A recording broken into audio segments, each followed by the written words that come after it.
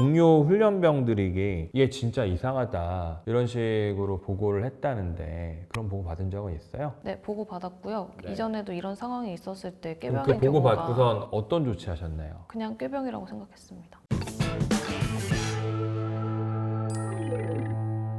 최근에 신병교육대 훈련병이 사망한 사건 그 관련해가지고 모의 조사 연습 플러스 조사받을 때 어떻게 하는 게 더 좋을까라는 관점에서 말씀을 좀 드려보려고 해요. 변호사의 입장에서 우리 의뢰인이 와서 조사를 앞두고 있을 때 검사처럼 내지는 경찰관처럼 물어보고요. 그거에 대해서 의뢰인이 하는 말을 듣고 그거는 약간 잘못 생각하신 것 같고 이렇게 조사할 때 답변하시는 게 맞는 것 같고 이런 부분을 해보려고 합니다. 그래서 의뢰인이시자 조사받는 사람이시자 그래요. 네. 네, 민서 씨를 오늘 이렇게 저렇게 조리돌림 해가지고 무서워. 여기 이렇게 앉으니까 좀 무섭네. 조사 컨셉으로 먼저 얘기해볼게요. 여군 중대장이셨지요? 네. 데리고 있던 신병교육대 훈련병이 군기훈련 받았다가 쓰러져서 죽었죠. 네. 본인 잘못이 있다고 생각하시나요? 제 잘못은 그냥 군장 무게가 어느 정도인지 잘 몰랐었고 제가 봤을 때는 이상 징후가 그렇게 심각하다고 생각을 안 했었던 게 제 잘못이었던 것 같아요.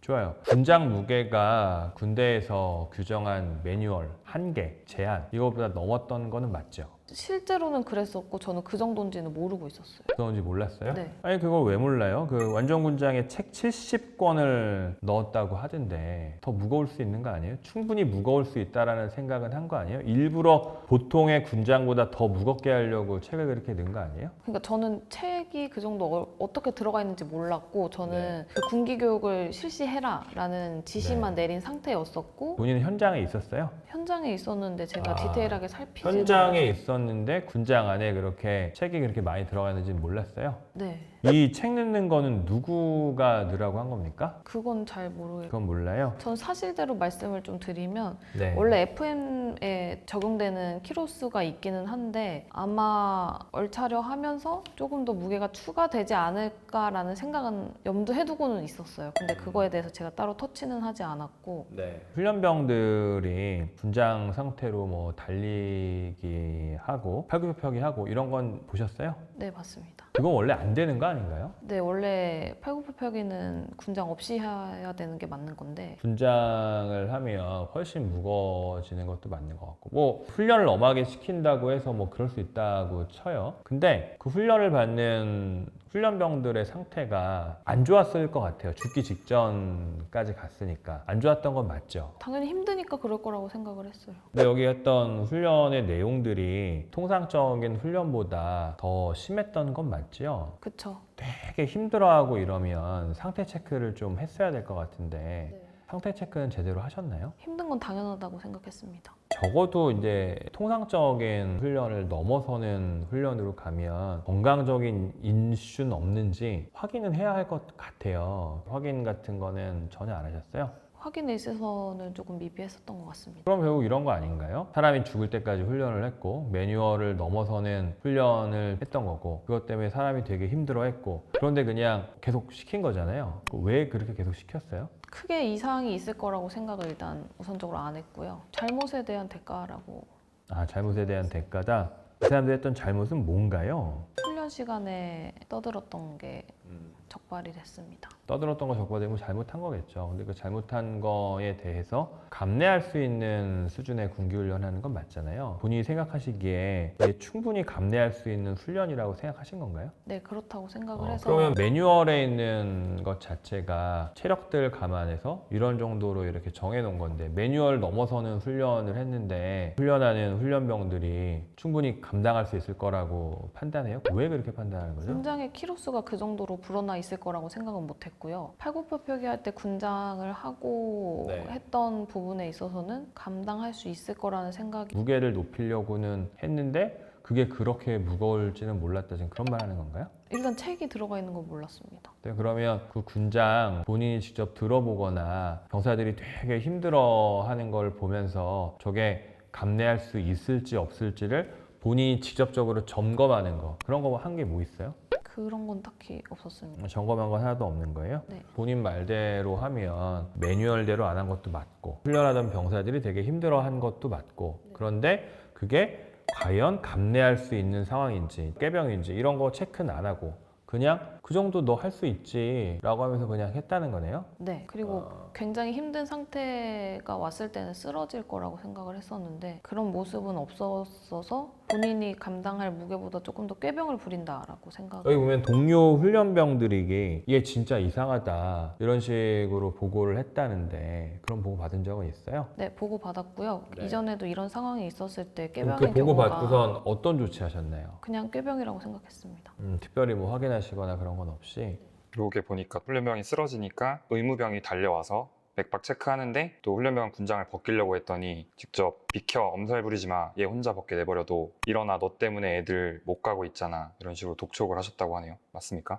네, 그런 부분이 있었고 쓰러져 있었을 때 쓰러진 거 이외에는 과호흡이라든지 뭐 얼굴이 변색된다든지 하는 부분이 없었기 때문에 꾀병이라고 생각했습니다. 훈련함에 있어서 지나친 훈련을 시킨 건 맞다. 이거는 인정을 하시는 건가요? 아니면 인정하시지 않는 건가요? 정확히는 매뉴얼대로 안 한 부분 팔굽혀펴기 할 때 군장을 맸다는 점에 있어서는 인정을 합니다. 되게 중요한 부분이 이 사건은 결국은 정상적인 훈련을 넘어서는 훈련을 시켰고 정당한 훈련이라기보다는 사람을 좀 못 살게 구는 수준까지 올라갔던 것 같아요. 잘못하면 죽을 수 있을 정도의 학대 수준의 그런 훈련? 이런 거라는 생각을 하셨나요? 학대라고는 생각 안 했습니다. 그러면 그때는 생각을 못했다고 하더라도 그럼 지금은 그 훈련이 사실 학대 수준이었다라고 생각을 하세요? 지금 결과론적으로 이런 일이 있었기 때문에 학대였지 않나라는 생각이 들고는 있습니다. 자, 여기까지를 일단 마치면서 이제 제가 변호인 입장에서 몇 말씀 드릴게요. 상황을 보면요. 이 혐의 인정하는 게 더 좋을 수 있는 상황이에요. 일부러 이렇게 학대 수준의 행위를 한 거냐, 아니면 내가 일부러 학대를 하는 거라는 생각은 못한 상태였었냐라는 이슈거든요. 고의라는 게 있습니다. 고의. 고의가 두 가지 형태가 있어요. 이건 분명히 학대야 라고 생각하면서 하는 고의가 있고 이거 학대가 될 수도 있겠는데 뭐 그래도 그냥 하지 뭐 하면서 하는 고의가 있어요. 그럼 이거는 엄청 강한 형태의 고의는 아닙니다. 그렇지만 고의예요. 그러면 이것도 학대가 되는 거예요. 그럼 어떻게 해야 되냐면 수사기관에 가서는 처음부터 깔끔하게 인정하면서 하는 게 나아요. 뭐 사실은 사실대로 얘기하고 사실에 대한 평가 내진 판단의 이슈가 있어요. 이게 이제 변호인하고 만나서 이야기를 해보지 않으면 본인의 행위에 법률적 평가를 제대로 못하는 경우가 되게 많아요.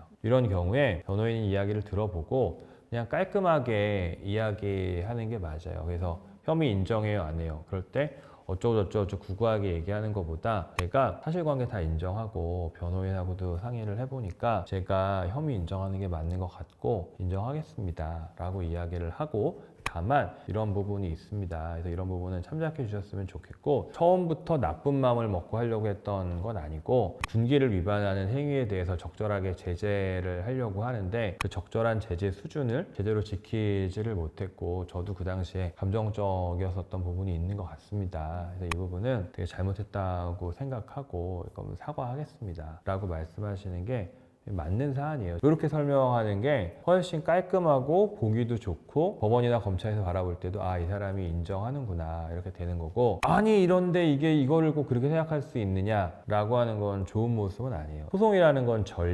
전략이고요. 어차피 혐의가 인정될 상황이면 양형에 관한 이슈입니다. 양형에 관한 이슈는 기본적으로 약간 감성적인 이슈가 있어요. 처음부터 그러려고 했던 건 아닌데 제가 과했던 것 같습니다. 동기라든가 경위라든가 이런 부분을 설명하려고 해야 되지 이런 사실관계가 있는데 이게 죄가 안 되는 거 아닙니까? 라는 태도는 부적절해요.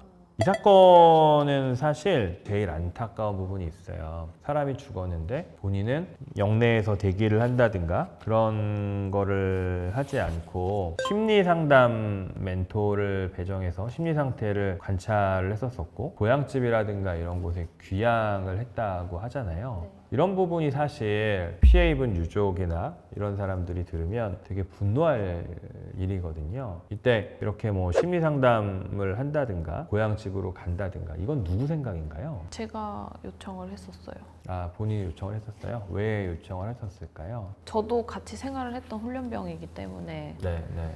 그렇게 될 줄 몰랐었고. 본인도 되게 정신적으로 충격을 많이 받았죠? 네네. 충분히 이해됩니다. 이해되는데 유족의 입장에서 바라보면 이런 일이 있었을 때 유족 찾아와서 사죄하고 뭐 이런 게 사실 더 우선이었을 것 같아요. 그리고 본인이 심리적으로 어려운 상황 만나서 이겨내지 못해가지고 그랬을 수 있다고는 생각은 드는데요. 근데 더 성숙한 태도는 피해자 측 찾아가서 사과하고 그런 게 더 성숙된 태도였을 것 같아요. 그리고 부대 입장에서도 이런 상황이고 이런 상황이었다는 걸 피해자 부모님들한테 잘 설명을 하고 했어야 되는데 그런 식으로 대처가 되지 않으니까 시커먼 가해해 놓고 심리 상담 받으러 가고 집에 가고 적절하지 않다라는 느낌은 줬을 것 같아요. 지금 상황에서는 빨리 피해자 부모님들 찾아가서 사과가 먼저입니다. 잘못했다고 솔직하게 얘기하고 사과해야 되는 거지 여기서 원래 그럴 의도는 아니었었는데 라고 말씀하시는 건 적절하진 않아요. 이거는 피해자한테도 마찬가지고 검사한테도 판사한테도 마찬가지입니다. 이런 태도를